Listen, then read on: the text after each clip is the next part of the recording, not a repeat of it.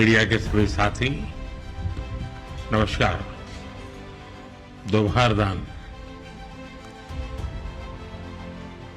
Zagreb की इस ऐतिहासिक और मनमोहक धरती पर जिस उत्साह, आत्मीयता और स्नेह से मेरा स्वागत हुआ है, उसके लिए मैं प्रधानमंत्री जी और क्रोएशिया सरकार का हार्दिक आभार व्यक्त करता हूं।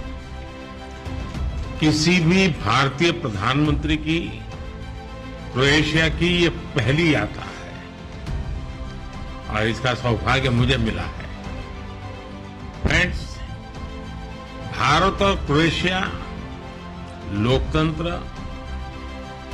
रूल ऑफ लॉ, प्लुरलिज्म और इक्वलिटी जैसे साझा मूल्यों से जुड़े हैं। ये सुखद संयोग है कि पिछले वर्ष भारत के लोगों ने मुझे और क्रोएशिया के लोगों ने प्रधानमंत्री आंद्रे जी को लगातार तीसरी बार सेवा करने का अवसर दिया है। इस जनविश्वास के साथ हमने अपने तीसरे कार्यकाल में अपने द्विपक्षीय संबंधों को 3 गुना गति देने का निर्णय लिया है। रक्षा क्षेत्र में लॉन्ग टर्म सहयोग के लिए एक रक्षा सहयोग प्लान बनाया जाएगा, जिसमें ट्रेनिंग और मिलिट्री एक्सचेंज के साथ साथ रक्षा उद्योग पर भी फोकस किया जाएगा। ऐसे बहुत से क्षेत्र हैं जहां हमारी अर्थव्यवस्थाएं एक दूसरे की पूरक हो सकती है। हमारे इन क्षेत्रों को चिन्हित किया गया। हमने द्विपक्षीय व्यापार को बढ़ाने और विश्वसनीय सप्लाई चेन तैयार करने के लिए कई क्षेत्रों में सहयोग बढ़ाने का निर्णय लिया है। हम pharma, agriculture, information technology, clean technology, digital technology, renewable energy, semiconductor, ऐसे कई महत्वपूर्ण विषयों में सहयोग को बढ़ावा देंगे। शिप बिल्डिंग और साइबर सिक्योरिटी में सहयोग बढ़ाया जाएगा। भारत की सागरमाला परियोजना के तहत हो रहे पोर्ट मॉडर्नाइजेशन, कोस्टल जोन के विकास और मल्टी मॉडल कनेक्टिविटी में क्रोएशिया की कंपनियों के लिए भी व्यापक अवसर है। हमने अपने एकेडमिक इंस्टीट्यूशंस और सेंटर्स के बीच ज्वाइंट रिसर्च और कोलैबोरेशन पर बल दिया है।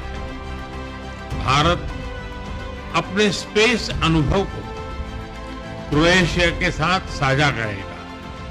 फ्रेंड्स, हमारे सदियों पुराने सांस्कृतिक संबंध आपसी स्नेह और सद्भाव का मूल है। इवान फिलिप वेजनिन ने 18वीं शताब्दी में पहली बार यूरोप में संस्कृत व्याकरण प्रकाशित किया।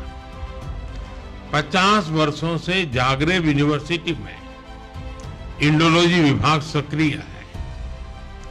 आज हमने अपने सांस्कृतिक और पीपल टू पीपल संबंधों को और बल देने का निश्चय किया है। जागरेब यूनिवर्सिटी में हिंदी चेयर के एमओयू की अवधि 2030 तक बढ़ाई गई है। आने वाले 5 वर्षों के लिए कल्चरल एक्सचेंज प्रोग्राम तैयार किया गया है। लोगों के आवागमन को सरल बनाने के लिए मोबिलिटी एग्रीमेंट को जल्द पूर्ण किया जाएगा।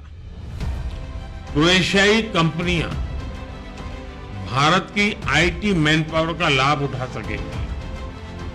हमने दोनों देशों के बीच टूरिज्म को बढ़ाने पर विचार विमर्श किया।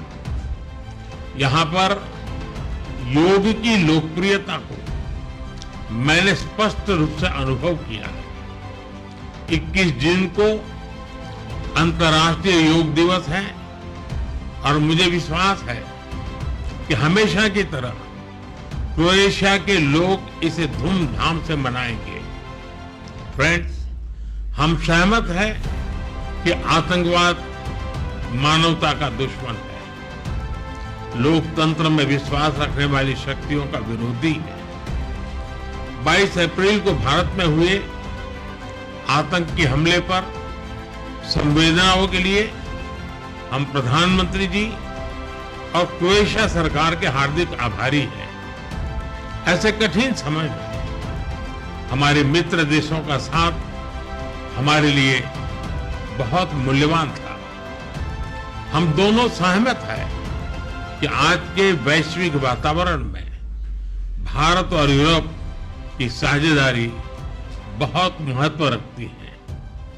ईयू के साथ हमारी स्ट्रेटेजिक पार्टनरशिप को मजबूत करने में क्रोएशिया का समर्थन और सहयोग बहुत ही महत्वपूर्ण है। हम दोनों इस बात का समर्थन करते हैं कि यूरोप हो या एशिया, समस्याओं का समाधान रणभूमि से नहीं निकलता। डायलॉग और डिप्लोमेसी से ही वही एकमात्र रास्ता है। किसी भी देश की क्षेत्रीय अखंडता और संप्रभुता का सम्मान आवश्यक है। फ्रेंड, आज यहां बांसकी द्वारी में होना मेरे लिए एक विशेष पल है, जहां साक्सिनेस्की ने क्रोएशियन भाषा में अपना ऐतिहासिक भाषण दिया था। मुझे हिंदी में अपनी बात रखने में एक गर्व और सुकून का अनुभव हो रहा है। उन्होंने सही कहा था, भाषा एक पुल है और आज हम उसे मजबूती दे रहे हैं। एक बार फिर क्रोएशिया में हमारी आवाभगत के लिए प्रधानमंत्री जी का हार्दिक धन्यवाद करता हूं और प्रधानमंत्री जी मैं यह भी आशा करता हूं कि आप हमें भारत में जल्द से जल्द स्वागत करने का अवसर प्रदान करेंगे। आप सबका रक्षा क्षेत्र में लॉन्ग टर्म सहयोग के लिए एक रक्षा सहयोग प्लान बनाया जाएगा, जिसमें ट्रेनिंग और मिलिट्री एक्सचेंज के साथ साथ रक्षा उद्योग पर भी फोकस किया जाएगा। ऐसे बहुत से क्षेत्र हैं जहां हमारी अर्थव्यवस्थाएं एक दूसरे की पूरक हो सकती है। हमारे इन क्षेत्रों को चिन्हित किया गया। हमने द्विपक्षीय व्यापार को बढ़ाने और विश्वसनीय सप्लाई चेन तैयार करने के लिए कई क्षेत्रों में सहयोग बढ़ाने का निर्णय लिया है। हम pharma, agriculture, information technology, clean technology, digital technology,